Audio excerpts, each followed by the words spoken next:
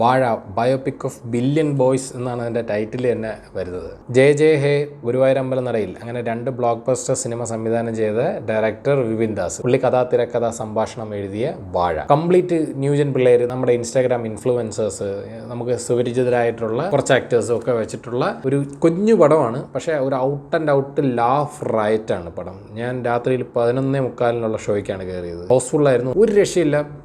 Theatre ശരിക്കും പറഞ്ഞു കഴിഞ്ഞാൽ ചിരിച്ചു മറിയാം, അമ്മാതിരി പടം. First half full and full. Second ഹാഫിൽ കുറച്ച് പരിപാടികളുണ്ട്. ഗൗതമന്റെ രഥം എന്നുള്ള ഒരു സിനിമ ഡയറക്റ്റ് ചെയ്തിട്ടുള്ള ആനന്ദ് മേനനാണ് പടത്തിന്റെ ഡയറക്ടർ. വിപിൻ ദാസ്, ബേസിൽ ജോസഫ് ഇവരുടെ സർക്കിളിലുള്ള ഒരു ഡയറക്ടർ തന്നെയാണ് ആനന്ദ് മേനൻ. പയ്യനാണ്, ശരിക്കും പയ്യനായിട്ടുള്ള ഒരു ഡയറക്ടർ. കുറച്ച് അധികം പയ്യന്മാരെ വെച്ചുകൊണ്ട് കുറച്ച് സീനിയർ ആക്ടേഴ്സും ഉണ്ട്, ജഗദീഷ് അടക്കമുള്ള കുറച്ച് സീനിയർ ആക്ടേഴ്സും ഉണ്ട്. ഇതിനകത്ത് കാസ്റ്റ് എടുത്ത് നോക്കുകയാണെന്നുണ്ടെങ്കിൽ ഒരു ഫ്രെയിം വെച്ചാൽ തന്നെ ഒരു 5-6 പേര് അല്ലെങ്കിൽ ഒരു 10 പേരൊക്കെ വരത്തക്ക രീതിയിൽ വലിയ ഒരു വൈഡ് ഫ്രെയിമുകളാണ് ഈ പടത്തിനകത്ത് കൂടുതലും. കാരണം അത്രയധികം ക്യാരക്ടേഴ്സ് ഇതിനകത്തുണ്ട്. ഇതിനകത്ത് മെയിൻ ക്യാരക്ടേഴ്സ് എന്ന് പറയുന്നത് സിജു സണ്ണി, അമിത് മോഹൻ, ഇവരുടെ രണ്ടുപേരുടെ കൂട്ടുകാരനായിട്ട് ജോമോൻ ജ്യോതിർ, പിന്നെ അവരുടെ ഫ്രണ്ട്സിൽ ഈ പറഞ്ഞ പോലെ അനുരാജ്, അനു, ഇവരിങ്ങനെ കയറി വരുന്നു. അവർ പണ്ട് മുതലേ അവർക്കൊരു എതിരാളിയുണ്ട്, സാഫ് ബോയ്. ഇവരെ ചുറ്റിപ്പറ്റിയാണ് മെയിൻ കഥ. പിന്നെ അവരുടെ പേരൻസ്, ഇപ്പോൾ ഇതിനകത്ത് കോട്ടയം നസീർ, നോബി, അതുപോലെ അസീസ്, ഇവർ 3 പേരൻസ് എന്നുള്ള നിലയിൽ. അതേപോലെ ഇവിടെ സാഫ് ബോയുടെ അച്ഛനായിട്ട് ജഗദീഷാണ് വരുന്നത്. പോരാതെ ക്യാമിയോ ആയിട്ട് ബേസിൽ ജോസഫ് ഈ പടത്തിനകത്ത് വരുന്നുണ്ട്,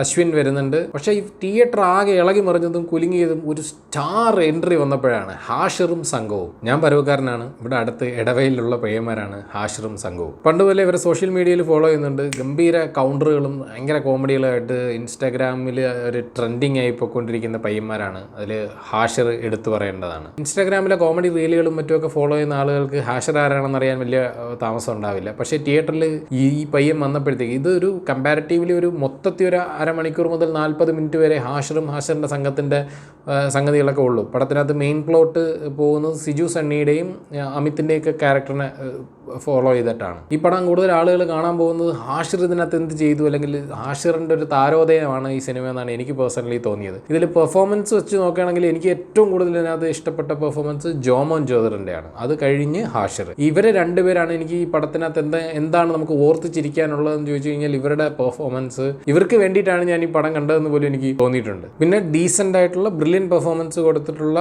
ഒരാളാണ് കോട്ടയം നസീർ. അതേപോലെ ജഗദീഷ് ഇങ്ങനെ ഓൺ ആൻഡ് ഓഫ് ആയിട്ട് വന്നു പോകുന്നുണ്ട്. ബേസിൽ വരുന്നതും പടത്തിൻ്റെ ഒരു ഹൈ പോയിന്റുകൾ 2 എണ്ണത്തിൽ വരുന്നുണ്ട്. ഇന്റർവൽ ബ്ലോക്കിലും ടുവേർഡ്സ് എൻ്റെ ക്ലൈമാക്സ് പോർഷനിലും ബേസിൽ ജോസഫ് വരുന്നുണ്ട്. ആ വരുന്ന 2 സമയവും നന്നായിട്ടുണ്ടായിരുന്നു. നാട്ടിലെ കുറച്ച് ചെറുപ്പക്കാർ അവരുടെ ഒരു ജനന സമയം മുതൽ അവരുടെ ഒരു 30 വയസ്സിനകത്ത് വരത്തക്ക രീതിയിലുള്ള അവരുടെ സ്കൂൾ ടൈം, കോളേജ് കഴിഞ്ഞിട്ട് അവരുടെ നാട്ടിലെ പ്രശ്നങ്ങളും അവരുടെ പ്രണയം, അവരുടെ ഫ്രണ്ട്ഷിപ്പ്, ഇതിനെ ബേസിക് ആക്കി വെച്ച് തന്നെ എഴുതിയിരിക്കുന്നതാണ്. നമ്മളെ നാട്ടും പുറത്തിരിക്കുന്ന നമ്മുടെ മുക്കിലെയും കവലയിലൊക്കെ കാണുന്ന ചെറുപ്പക്കാരെ ബേസ് ചെയ്തിട്ടുണ്ടാക്കുന്ന അവരുടെ തമാശകളും അവരുടെ സംഗതികളൊക്കെ തന്നെയാണ് പടം പറയുന്നത്. ഇത് ഓൾറെഡി ആളുകൾ ഈ പടം ഏറ്റെടുത്ത് കഴിഞ്ഞു. പിള്ളേർ കോളേജിൽ നിന്നും സ്കൂളിൽ നിന്നൊക്കെ മാസ് ബങ്ക് ചെയ്ത് ഈ പടത്തിന് പോകാനുള്ള സാധ്യതകൾ വളരെ കൂടുതലാണ്. 11:45-12 മണിക്ക് ഞാൻ ഈ ഷോ കാണുന്നത്. അപ്പോഴും കുട്ടികൾ, ഫാമിലി അടക്കം ഈ പടം ഭയങ്കരമായിട്ട് ചിരിച്ച് എൻജോയ് ചെയ്യുന്നത് എനിക്ക് കാണാൻ പറ്റി. 12 മണിക്ക് തുടങ്ങിയ പടം തീരുമ്പോഴത്തേക്ക് 2 മണിയാവും. നമുക്ക് ഉറക്കം വരുന്ന ഒരു സമയമാണ്. എന്നിട്ടും ഈ തിയേറ്ററിൽ ഈ പടവും ഇതിൻ്റെ ചിരിയും ആരവങ്ങളും കൈകൊട്ടും വിസിലടിയും ഒക്കെ ആയിട്ട് ഭയങ്കര ഒരു രസമായിരുന്നു ഈ പടം. ശരിക്കും ഒരു ഫൺ വാച്ച് തന്നെയാണ്. ഇപ്പോൾ ഇത് മിക്കവാറും ഓണം വരെ ഓടാനുള്ള സാധനം ഇതിനകത്ത് തന്നെ ഉണ്ട്. ഓണത്തിന് പുതിയ പടങ്ങൾ വരുന്നുണ്ടെങ്കിൽ പോലും ഓണം വരെയും അല്ലെങ്കിൽ ഓണത്തിന് ശേഷവും ഈ പടം കണ്ടിന്യൂ ആയി ഓടാനുള്ള സാധ്യതയുണ്ട്. എങ്ങനെയാണോ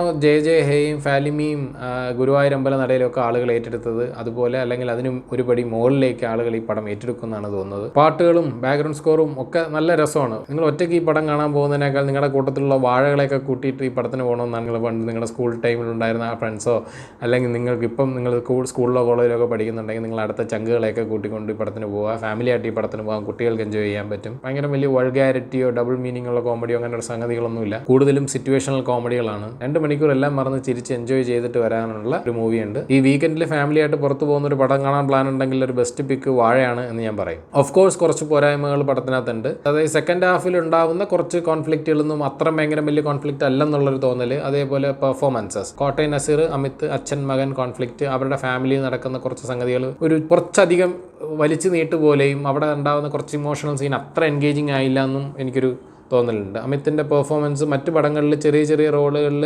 ഇഷ്ടപ്പെട്ടിട്ടുണ്ടായിരുന്നു എനിക്ക്. പക്ഷേ ഈ പടത്തിനകത്ത് കമ്പാരിറ്റീവ്ലി മറ്റുള്ളവരൊക്കെ പെർഫോമൻസ് കയറി നിൽക്കുമ്പോഴത്തേക്ക് അമിതിൻ്റെ പെർഫോമൻസ് കുറച്ച് കുറഞ്ഞ് നിൽക്കുന്ന ഒരു ഫീലായിരുന്നു എനിക്ക്. അദ്ദേഹത്തിൻ്റെ ആ ഒരു ഫാമിലിയിൽ നടക്കുന്ന ഒരു ഇൻസിഡൻറ്റും പരിപാടികളൊക്കെ ഉണ്ട്, അതൊന്നും എനിക്ക് അത്രയും കണക്റ്റ് ആയില്ല. അങ്ങനെ കുറച്ച് ഗ്രാഫ് താഴേക്ക് പോയെങ്കിലും ടുവേർഡ്സ് ദ ക്ലൈമാക്സ് നമ്മൾ എക്സ്പെക്ട് ചെയ്തൊരു ക്ലൈമാക്സിന് ഓപ്പോസിറ്റ് ആയിട്ട്, എന്നാൽ അങ്ങനെയല്ല എന്നുള്ള നിലയിലുള്ള ഒരു ക്ലൈമാക്സ് തന്നു. അതേപോലെ സാഫ് ബോയുടെ ക്യാരക്ടർ, പഠിപ്പി ക്യാരക്ടർ, ക്ലാസ്സിലെ നമ്പർ 1 പയ്യൻ, എല്ലാം അടിപൊളിയായിട്ട് നടക്കുന്ന പയ്യൻ്റെ ഫാമിലിയിൽ ഇഷ്യൂസ് ഉണ്ടാകും എന്ന് പറയുന്നത് അത് അത്ര ഒരു നല്ല ഒരു ഇതായിട്ട് എനിക്ക് തോന്നിയില്ല. കുഴപ്പി നടക്കുന്നവരെ ഗ്ലോറിഫൈ ചെയ്യുന്നില്ല എങ്കിൽ പോലും ഈ പറയുന്ന പോലെ പഠിപ്പികളെ മോശമാവും, നിങ്ങളുടെ ലൈഫ് നശിച്ചു പോകും, ഫാമിലി റിലേഷൻഷിപ്പ് ഇല്ലാതായി പോകും എന്നുള്ള നിലയിലുള്ള ഒരു നെറേറ്റീവ് ഇതിനകത്തുണ്ടോ, അങ്ങനെ വന്നത് നന്നായില്ലല്ലോ എന്നുള്ളൊരു പേഴ്സണൽ സംഗതികളിലൂടെ എനിക്ക് തോന്നി. അതർവൈസ് പടം അടിപൊളിയാണ്. അങ്ങനെ കുറച്ച് സെക്കൻഡ് ഹാഫിലാണ്, അതും സെക്കൻഡ് ഹാഫിൽ കുറച്ചുകൂടെ ഇമോഷണൽ സീൻസ് ഉണ്ട്. അത് പേഴ്സണലി എനിക്ക് വലിയതായിട്ട് കണക്റ്റ് ആയില്ല. ഫ്രണ്ട്ഷിപ്പും ഫാമിലി ബോണ്ടും ഒക്കെ നന്നായിട്ട് വർക്കായിട്ടുണ്ട്. എന്നാലും ഇമോഷണൽ സീൻസ് അത്ര എൻഗേജിങ് ആയിട്ട് തോന്നിയില്ല. കാരണം എൻ്റെ തൊട്ടടുത്തിരുന്ന ആൾ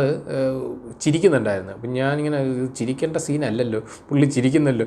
പുള്ളിക്കും അത് കഴിഞ്ഞിട്ട് മനസ്സിലായി, ഇത് സീരിയസ് ആയിട്ടായിരുന്നല്ലേ ഈ പരിപാടി, ഓക്കെ അപ്പം ഞാൻ സീരിയസ് ആയിട്ടിരിക്കാം എന്ന് ചിന്തിക്കത്തക്ക രീതിയിൽ. കാരണം അത് കോമഡി ആയിട്ട് വേണമെങ്കിലൊക്കെ എടുക്കാമായിരുന്നു, പക്ഷേ ഡയറക്ടർ അത് സീരിയസ് ആയിട്ട് കാണിക്കാൻ വച്ചു. പക്ഷേ അത്ര സീരിയസ് ആയിട്ട് ആളുകൾക്ക് കണക്റ്റ് ആയില്ല, ആളുകൾ ചിരിക്കുന്നുണ്ടായിരുന്നു. അപ്പോൾ അങ്ങനെയൊക്കെയുള്ള പ്രശ്നങ്ങൾ കുറച്ച് സെക്കൻഡ് ഹാഫിൽ അവിടെ ഇവിടെയൊക്കെ ആയിട്ടുണ്ട്. അതൊന്നും ആരും മൈൻഡ് ചെയ്യാൻ പോകുന്നില്ല. പടം പോവുക, കാണുക, അടിച്ചു പൊളിക്കുക, ഒരു ഗംഭീര ലാഫ് റൈറ്റ് തന്നെയാണ് പടം. നിങ്ങളും കണ്ടിട്ട് അഭിപ്രായങ്ങൾ പറയൂ. ബൈ.